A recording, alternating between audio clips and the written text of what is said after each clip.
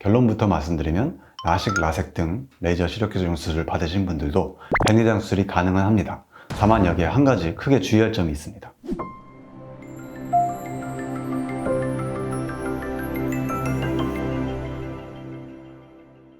안녕하십니까, 삼성미러클안과 김진철 원장입니다. 근시 환자는 세계적으로 늘고 있고 특히 한국을 비롯한 동아시아에서는 그 비율이 타 인종에 비해서 월등히 높습니다. 이미 제 세대에서도 고등학교 시절에는 과반수 이상이 안경을 썼었고 아마 그 비율이 지금은 더 높을 것으로 생각됩니다. 그동안 레이저 시력 교정 수술이 대중화되면서 많은 분들이 라식, 라섹, 스마일 등을 통해서 안경을 벗고 생활을 하셨습니다만 이분들도 노화로 인해 발생하는 노안 및 백내장으로 인해 다시 안경을 쓰게 되거나 시력이 저하되는 것을 피할 수는 없습니다.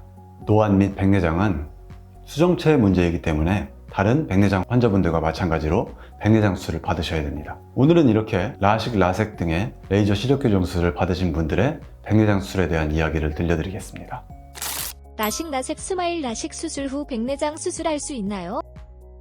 결론부터 말씀드리면 라식, 라섹 등 레이저 시력 교정 수술을 받으신 분들도 백내장 수술이 가능은 합니다. 다만 여기에 한 가지 크게 주의할 점이 있습니다. 백내장 수술을 단순히 혼탁해진 수정체를 제거하고 거기에 인공수정체를 삽입하는 전통적인 방식으로 생각한다면 일반 근시 환자들과 특별히 차이점은 없습니다. 문제는 이런 눈의 경우에 인공수정체의 도수를 정확히 맞추기가 상당히 어렵다는 데 있습니다. 이전 영상에서 최신 레이저 계측기를 구비하면 특별한 노력이 없이도 장비에서 지시해 주는 대로 인공수정체의 도수를 정해서 삽입을 해도 보통 눈에서는 그 결과가 상당히 좋다고 말씀을 드렸습니다. 그런데 기존의 레이저 시력 교정 수술을 받으신 분들에게는 적용이 되지 않습니다. 시력 교정술을 진행한 후 백내장 수술은 왜 어렵나요? 백내장 수술 후에 눈의 도수를 결정하는 4가지 요소를 말씀드리자면 눈의 길이, 각막의 도수, 인공수정체의 도수, 그리고 인공수정체의 눈 속에서의 위치라고 할 수 있습니다. 이 4가지 요소들의 상호작용을 통해서 수술을 받은 눈의 도수가 결정이 되게 됩니다. 다초점 인공수정체를 넣고 눈의 도수가 0에 가까이 맞춰지면 안경이 없이도 근거리, 중간거리, 먼거리를 잘 보게 될 수 있습니다. 그렇지 않고 0에 가깝지 않은 경우에는 안경을 쓰시든지 아니면 도수를 바꿔서 교체하든지 이러한 작업이 필요할 수 있습니다. 그런데 앞에서 말씀드린 4가지 요소 중에 시력 교정술을 받으신 경우에 각막의 모양이 가운데가 오목해지는 이런 변화를 겪기 때문에 4개의 상호작용이 완전히 변해버려서 도수를 맞추기가 굉장히 어려워지게 됩니다. 기존 렌즈 도수 결정 공식들은 수술받지 않은 보통의 눈을 기준으로 만들어져 있기 때문에 이렇게 변형된 각막을 가진 분들에게는 맞지 않게 되는 겁니다. 이는 심각한 문제이기 때문에 기존 렌즈 도수 결정 공식들을 이런 수술받은 눈에 맞춰서 변형시킨 공식들이 소개가 되어 왔습니다. 다만 그 숫자가 보통 눈을 가진 분들에 비해서 지금까지 훨씬 적었기 때문에 이 도수 결정 공식들의 정확도가 굉장히 떨어진다는 게 문제입니다. 설문조사를 예로 들어 설명을 드리자면 수십 명을 대상으로 한 설문조사의 결과와 수천 명을 대상으로 한 설문조사의 결과 중에 보다 사실에 가까운 것은 수천 명을 대상으로 한 설문조사 결과일 것이라는 것을 쉽게 예측할 수 있습니다. 수십 명 설문조사의 결과는 그때그때 설문조사 할 때마다 다르게 나오기가 쉽겠죠. 그러니 논문을 봐서 이 논문을 보니까 어떤 공식들이 정확하다더라 하는 결과가 과연 우리 환자들에게 똑같은 결과가 나올 것인가 하면 그렇지 않을 가능성이 매우 높다고 할 수 있습니다. 여기서 문제가 끝나는 것이 아니고 0점 조정도 안 된다는 게 문제가 남습니다. 저희 병원처럼 자체적으로 수술 결과를 분석할 수 있는 능력을 가진 병원들의 경우에는 렌즈 상수 최적화라는 과정을 통해서 각 렌즈 도수 결정 예측 공식들의 0점을 0에 맞추어 놓고 수술을 진행하고 있습니다. 이 또한 보통 눈을 기준으로 하는 겁니다. 수술받은 눈을 대상으로 하는 0점 조정의 경우에는 그 숫자가 훨씬 적기 때문에 그 눈들만을 대상으로 한 0점 조정은 아직 인정이 되지 않고 있습니다. 그러니 어떤 공식이 어떤 도수의 렌즈를 눈 속에 넣으라고 이렇게 추천을 하는 경우에도 과연 그 결과가 0점 맞춰놓고 하는가 이것조차도 아직 모르는 겁니다. 거기다가 수술받은 후에 변형된 각막 모양으로 인해서 빛번짐, 겹쳐보임 등의 다초점 인공수정체가 유발하는 불편감들이 수술받지 않은 눈들보다 훨씬 더 심하게 느껴질 수가 있습니다. 이 경우에 연속초점 렌즈 등의 민감도가 예민함이 훨씬 덜한 렌즈를 사용하는 경우에 이러한 불편감은 낮춰줄 수 있습니다만 대신에 이런 렌즈를 사용할 경우에는 이분들의 이 근거리 시력 요구를 맞추기가 또 어렵다는 문제점이 남습니다. 어려운 시력 교정술 후 백내장 교정? 왜 도전하셨나요? 이렇게 이전에 레이저 수술 받으신 분들의 경우에 노안 백내장 수술을 해서 안경을 벗고 싶다는 이 수요는 굉장히 높은데 도수를 정확히 맞추기가 어렵다는 이 문제점이 있습니다. 그래서 수술하는 입장에서도 보통 눈들을 가진 분들에 비해서 훨씬 긴장이 될 수밖에 없습니다.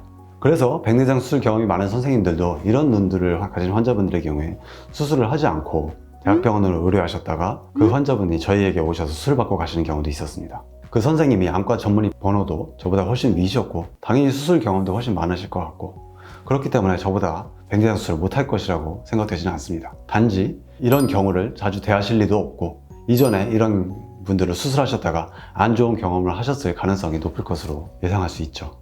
이렇게 이 문제는 대부분의 안과 의사들에게는 아주 피곤하고 가능하면 피하고 싶은 문제가 아닐 수 없습니다. 하지만 동시에 이 문제는 저와 같이 이 분야의 덕후기질을 가진 사람들에게는 도전 정신을 불러일으키는 과제이자 반드시 넘어야 되는 산이 아닐 수 없습니다.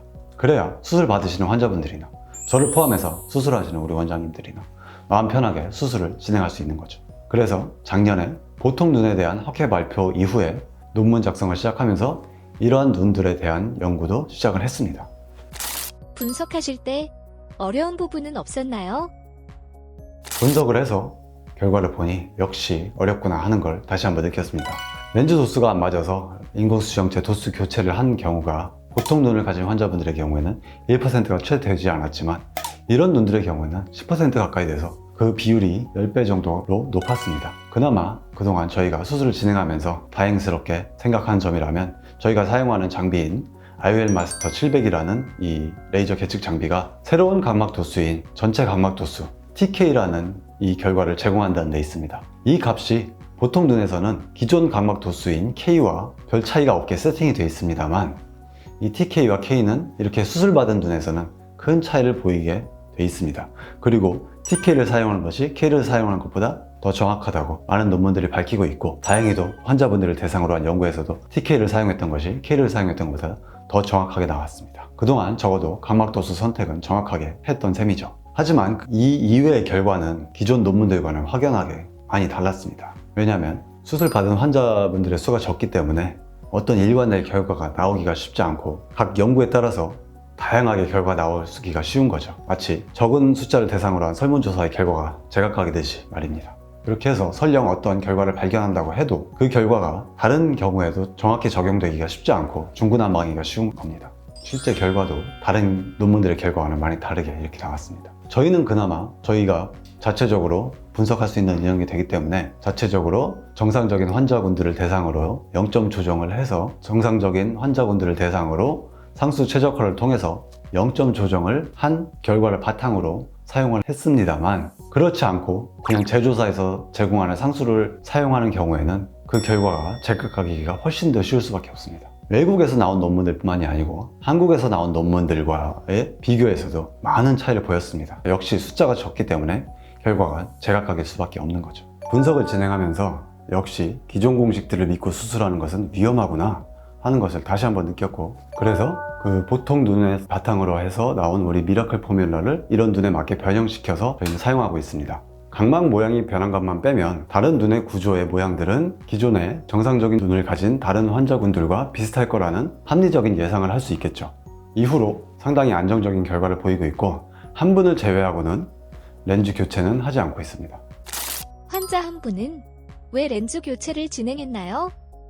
교체한 분은 레이저 교정 수술을 3번이나 받으셨기 때문에 각막의 가운데 모양이 심하게 납작해져 있어서 각막 도수를 잴 때마다 오차가 큰 폭으로 나온 것이 원인이었고 미라클 포뮬러의 잘못은 아니었습니다. 아직 숫자가 적기 때문에 평가가 더 필요할 것으로 보여서 홈페이지에는 아직 공개를 하지 않고 저희 내부적으로만 사용하고 있습니다만 추후에 논문 발표와 함께 홈페이지에 같이 공개를 할 예정입니다. 정리하자면 이전에 레이저 각막 굴절 교정 수술을 받으신 환자분들의 경우에는 각막 모형의 변형으로 인해서 렌즈 도수를 정확히 맞추기가 쉽지 않습니다. 그리고 이러한 환자분들의 수가 적기 때문에 각 공식들과 그 공식들을 연구한 연구 결과가 제각각으로 나오기가 쉬워서 어떤 논문에서 나온 결과가 저희 환자분들에게 적용되기가 상당히 어렵다는 문제점이 있습니다. 이러한 환자분들 중에 다초점 인공수정체를 삽입해서 안경을 쓰지 않고 싶다는 의지가 강한 분들의 경우에는 백내장 수술할 때 병원 선택에 있어서 과연 이 병원이 인공수정체 도수 선택에 전문성이 있는 병원인가를 잘 확인하시고 결정하시는 게 중요하다고 말씀드리고 싶습니다. 보통 눈에 비해서 이 전문성이 있고 없고가 결과의 차이를 훨씬 크게 가져올 수 있다는 점을 명심하시기 바랍니다. 이런 눈들의 경우에 물론 저희에게도 쉽지는 않습니다. 다만 저희는 분석을 통해서 문제점이 무엇인지를 명확히 파악을 하고 이 문제점을 해결하기 위해서 노력을 해왔습니다. 그런 노력을 통해서 상당히 안정적인 결과를 얻고 있고 노력을 계속할 것임을 말씀드리고 싶습니다. 지금까지 삼성미라클안과 김진철 원장이었습니다. 감사합니다.